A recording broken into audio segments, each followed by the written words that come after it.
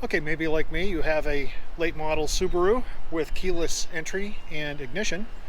And you know how it's supposed to work. You've got this key fob that you can just keep in your pocket or your purse, whatever.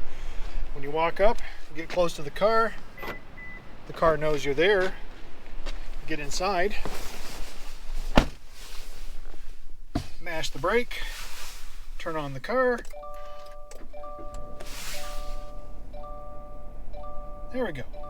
The magic of keyless entry and ignition. All right, that's how it's supposed to work. But what happens when the battery in your remote key fob dies? Let's take a look.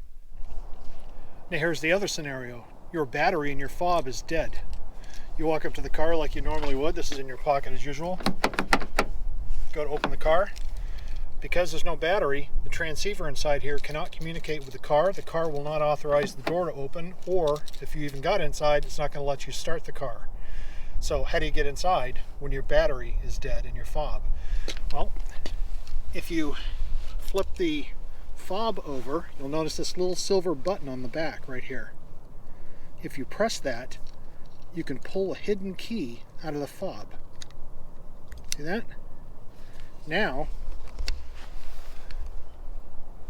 when you put that in your vehicle, open it up,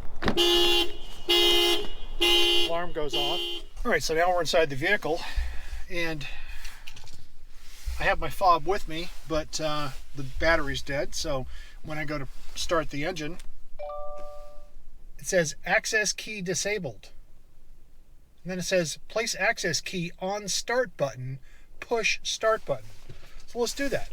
I'm going to press the brake as if I was going to start the car normally. I'm going to take my key fob and I'm going to use it to press.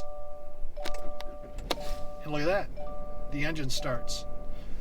How does it do that, you're wondering, if the battery in here is dead? Behind this button is something very similar to a wireless phone charger. There's a coil in there that inductively powers the circuit inside here if it's close enough in proximity.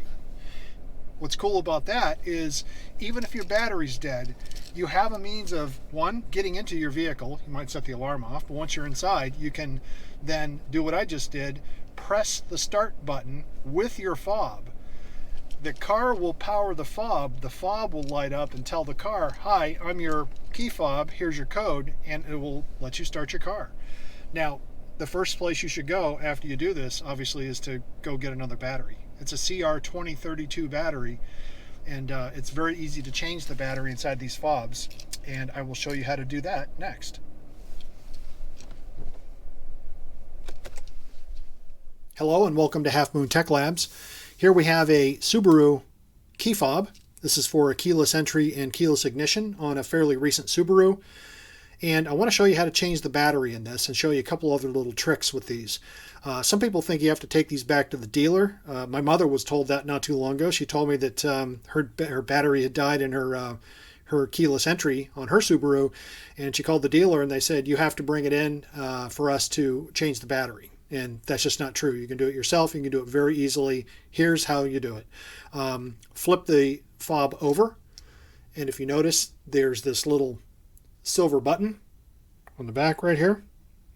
If you press that down while pulling out on the key ring, you're going to release the hidden key that's inside here. Yes, there is a key inside your fob, if you didn't know that already. Press and hold that button down, slide that out, and here comes your key. So that's the key you would use in your mechanical door lock to bypass the lock and get into your vehicle in the event that your battery inside your fob has died. So let's put that aside for a moment and let's show you how to get into the fob to change the battery. This thing is simply sandwiched closed, and so find the little metal tab right here. This is part of the locking mechanism that holds that key down, but that's not what you want to pry against. What you want to do is actually take a flat blade screwdriver like this and put it in the slit that's directly above where that metal is, and you're just going to gently turn it, and what we're trying to do is just wedge this thing open in the middle. There it goes.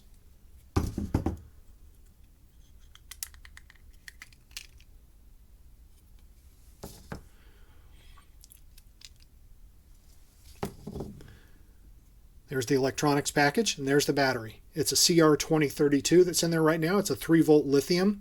Positive side is facing up, facing you, the way we're viewing it right now. And there are 4 ears that hold the battery down, these little retainer clips. 2 of them are larger. The ones on the left is shown here. And then there are 2 smaller ones on the right. Those are the ones, what you want to do is you want to turn this up on its side, get under it with that screwdriver just very briefly, do it quickly, just kind of just snap it up, and that battery will come right out. So there's the dead battery. And we have a fresh one over here. We have some 2032s already. And to replace it, you simply slide the battery under the big tabs first, and then just snap it down. There you go. Battery's in. Positive's facing up. Drop it back down inside this tray. Only goes in one way. Once it looks secure, take your lid, put it back over like so. Make sure you're good, and then just snap it back together. Take your key, slide that back in. There you go. You have a new battery inside your old FOB, and you're good to go.